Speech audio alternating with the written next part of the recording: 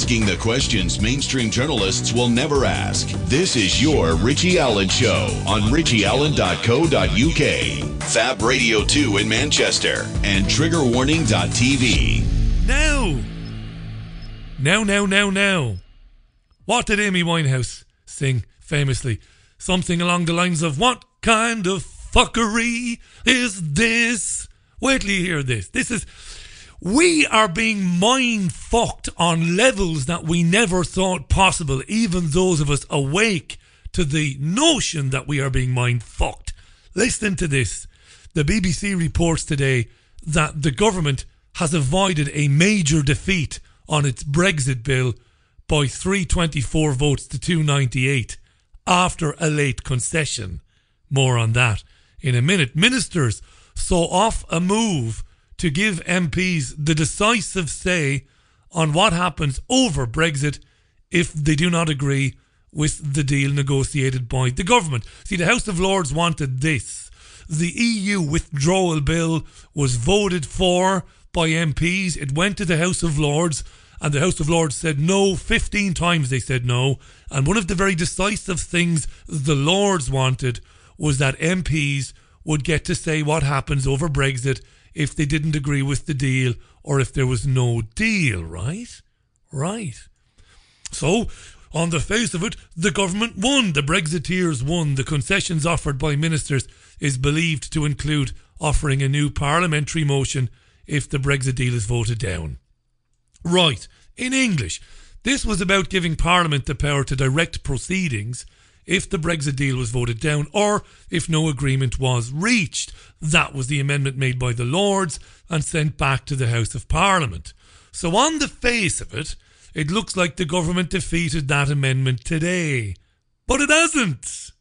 Because before the vote, Conservative rebels, led by former Attorney General Dominic Grieve, said they'd vote against the government unless Theresa May gave them some guarantees.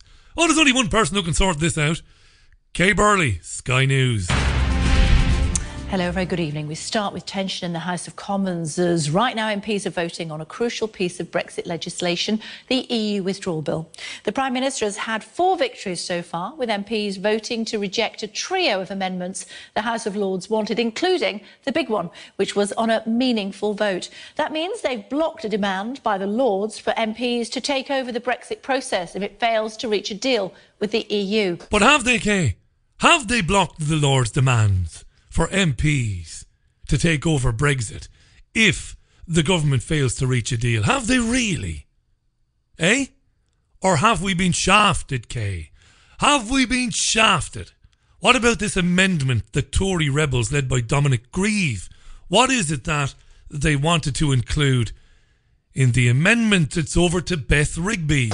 Shortly before 5 o'clock, all of the rebels went in to see Theresa May in her private office in Parliament, where they were verbally reassured once again that the government would put some of Dominic Grieve's amendments into the bill when it goes back to the Lords next week, just as long as they didn't rebel today. And so the government won the day, 26 votes. They defeated the meaningful votes amendments. But I should say that it's a Pyrrhic victory, if you like, because they have to put some amendments now in to the EU withdrawal bill. At the nub of it, what Dominic Grieve and the rebels have won are 2 Commons votes if the government walks away from talks. There's 1 vote a week after that happens, and then there would be another vote in the Commons in November. So that's what they've conceded. That's a big chunk of the Dominic Grieve amendment. But the crucial element, which hasn't been agreed, was Part C of his amendment,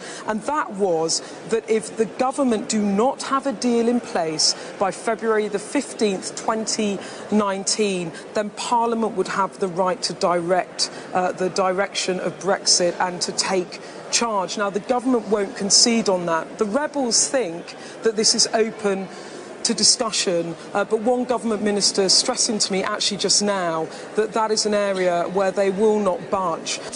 Well. Did you hear that? Dominic Grieve, speaking with Adam Bolton, had this to say, and are you following this, by the way? because I'll make some sense of it for you in a second.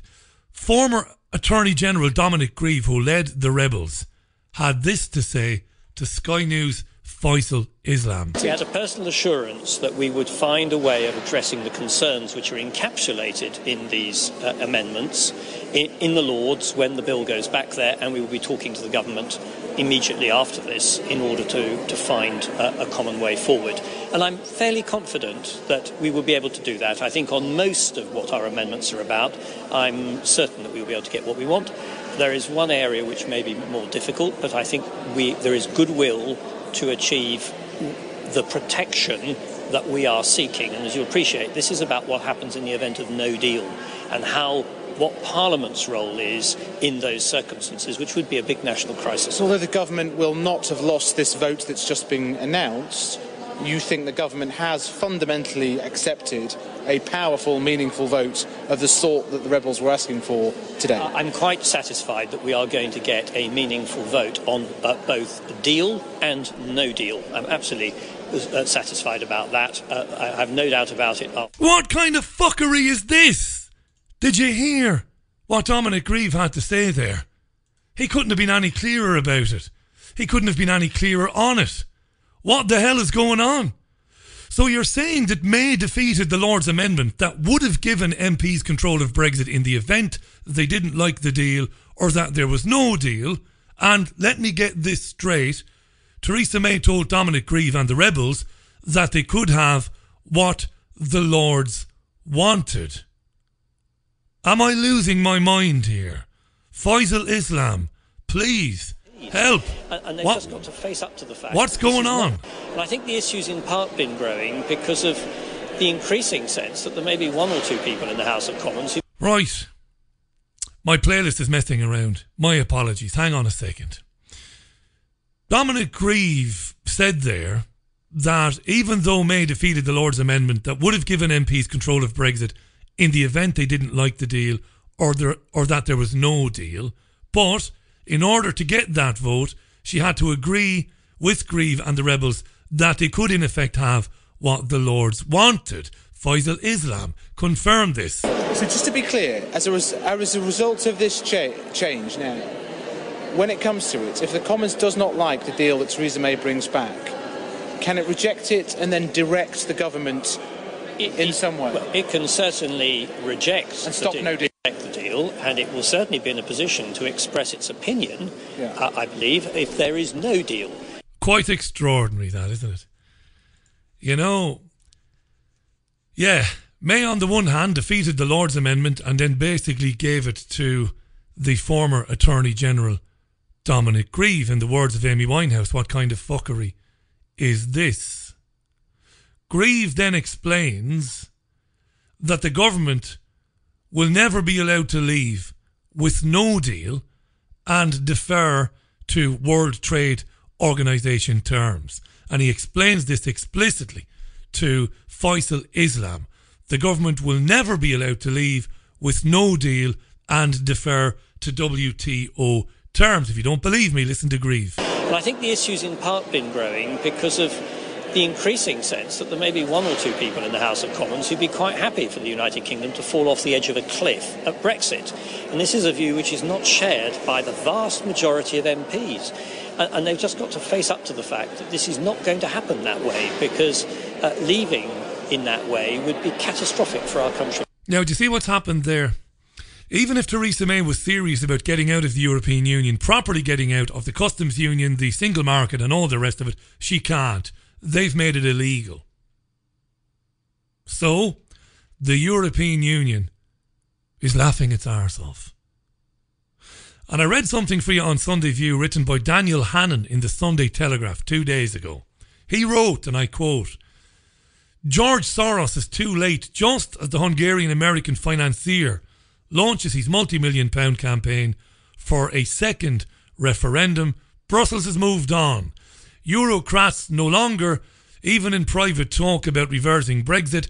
It's not that they have suddenly started to respect the will of the British people. Rather, it's that they have found what they see as an even better option. What could be better than a humiliated Britain begging to reverse its decision? Why? A humiliated Britain that remains in the EU without votes or a veto. And Hannon said on Sunday, the UK is inching towards an open-ended transition period that will leave almost everything as it is.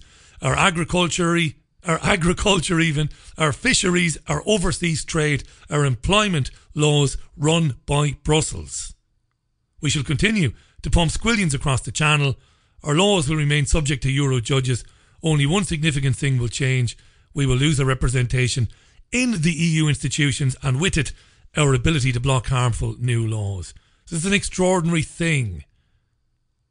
What we're seeing today and tomorrow is debates in Westminster about the amendments tabled by the Lords and sent back to Parliament. You see, the EU withdrawal bill passed Parliament as it was, but the unelected Lords said, well, no, you can't name the exact day of Brexit. You can't put that in stone. Now, the government won that today. They basically ignored that today, that amendment.